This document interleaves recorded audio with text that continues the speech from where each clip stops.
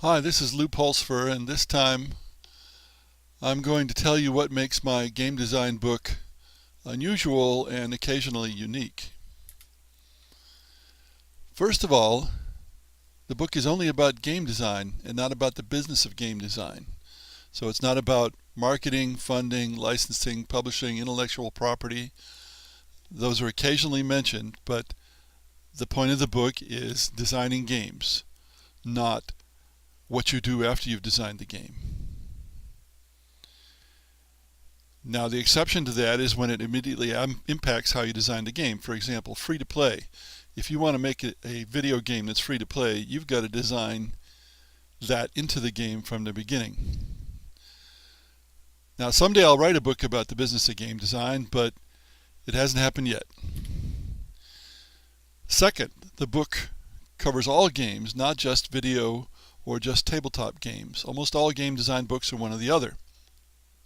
So there are no vidiots or table dopes here. Those are folks who seem to think that the other kind of game, whether it's tabletop games or video games, doesn't matter. And of course, they're all games and it all matters. This works out very well because while there are many more people interested in video games than tabletop games, if you're going to learn to design games, you should start with tabletop games for a great variety of reasons which are explained in the book. The book is also less expensive than most game design books, which are typically $50, $75, and so on. Mine is $38 list, and there are much more economical electronic versions. And that's different from a lot of electronic books where the publisher has artificially kept the price of the electronic version at or near the price of the physical version. Another difference is the length. My book is the length of an average novel. That's 90 to 100,000 words. Mine's 100,000 words. Your typical game design book is much more massive than that. I made it a reasonable length because people are rarely willing to read long nonfiction books anymore. So I tried to make it not exhaustive and therefore not exhausting.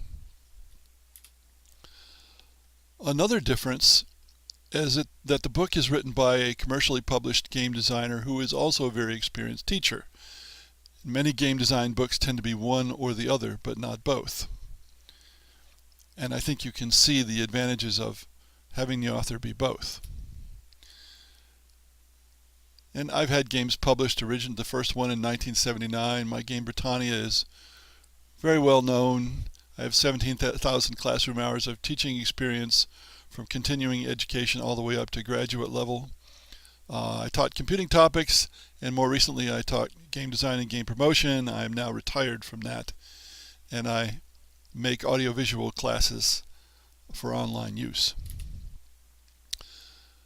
Finally, the book focuses on game design, not game studies, not game analysis. Game studies is about the relationship between games and culture.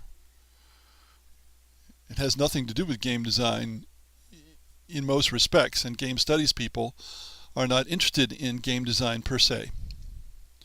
Game analysis is a small part of game design, but only a small part.